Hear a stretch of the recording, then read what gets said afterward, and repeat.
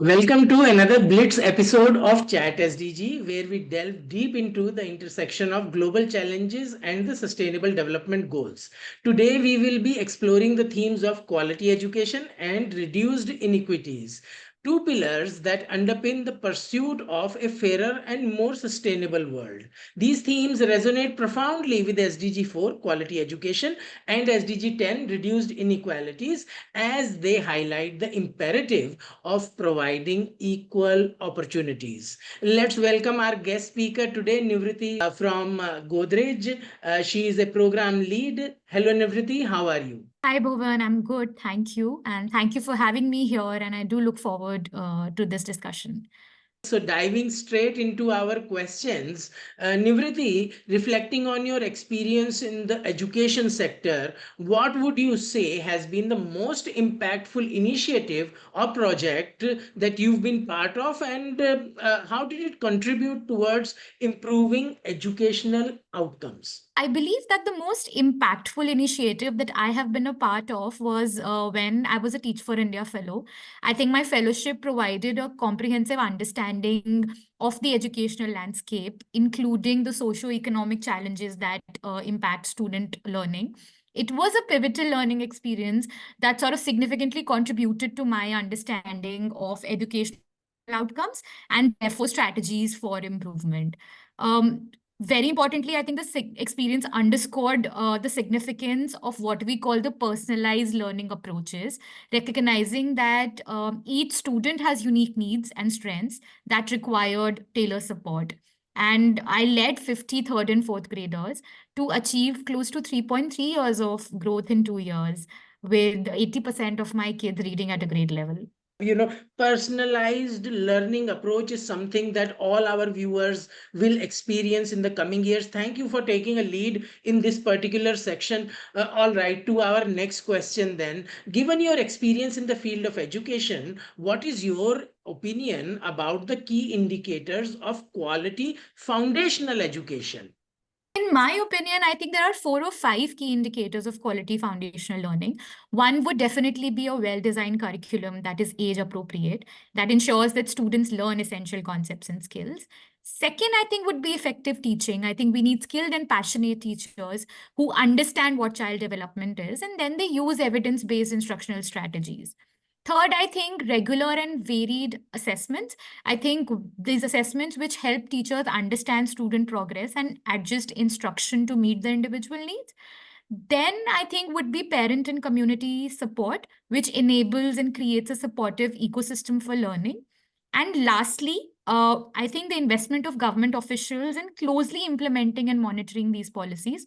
It's very crucial, therefore, to ensure that all of this is in place to ensure the effectiveness of these policies and therefore their impact on educational outcomes.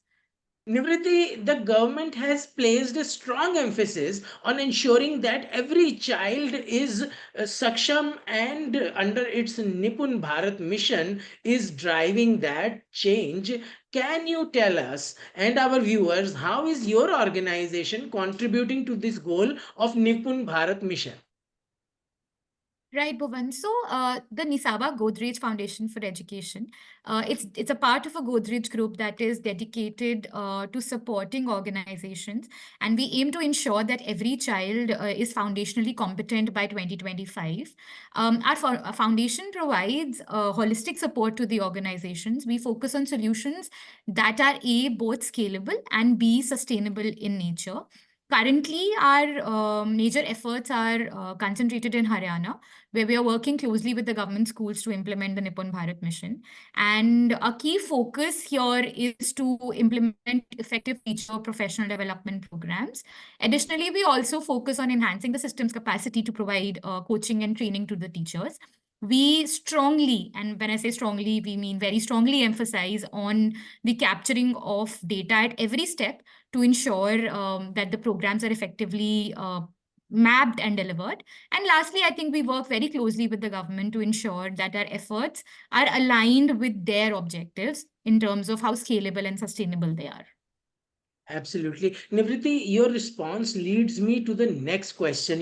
Data helps us take meaningful decisions by identifying obstacles. Please tell us from your learnings and your, tenure at this program, what do you perceive as the primary obstacles to achieving foundational competency in India?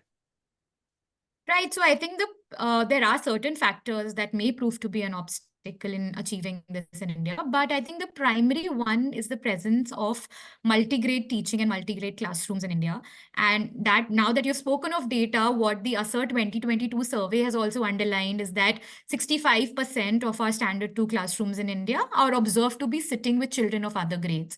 So teachers in multi-grade classrooms, they are expected to deliver lessons that cater to different skills across different age groups simultaneously. But unfortunately, most teacher training programs and teaching materials often overlook the specific needs of multi-grade classrooms, and this renders many teachers ill-prepared to sort of implement the Nipun Bharat Mission program effectively. Such a key subject, multi-grade teaching pedagogies that exist in our country. You are trying to address that systems gap. Thank you so much for your efforts in this area. To our next question, your foundation is recognized, and your participation in the Digital Inclusion Summit recently aimed to address the digital divide for millions of students. How do you envision digital inclusion, particularly in terms of ensuring equitable access and enhancing learning outcomes? Right. So I think digital inclusion ensures access to educational resources by bridging the urban-rural divide and also the income gaps that we see, right? So by providing digital devices and reliable internet, all students can firstly have a level playing field for learning. Second, I believe that technology enables personalized learning experiences that we talk about. It allows students to learn at their own pace and according to their individual needs. And there have been multiple organizations providing adaptive learning platforms that I've been talking about on a very, very similar concept. And very importantly, continuous assessments have been possible through these digital tools, which provide valuable data, again, on students' trends and areas for improvement.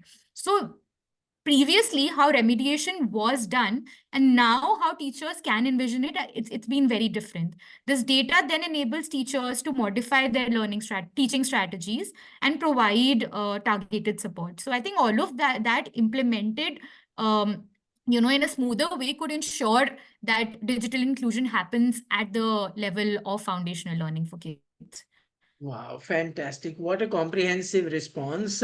Thank you, Nivruti. As we conclude today's session, friends, it is evident that by investing in education and tackling inequalities head on, we can unlock full potential of individuals and communities. Let us remain committed to advancing these key themes, knowing that every step we take towards achieving brings us closer to the future where no one is left behind. Together, let's continue to advocate, innovate, and collaborate to build a world. Share this video to spread the good word.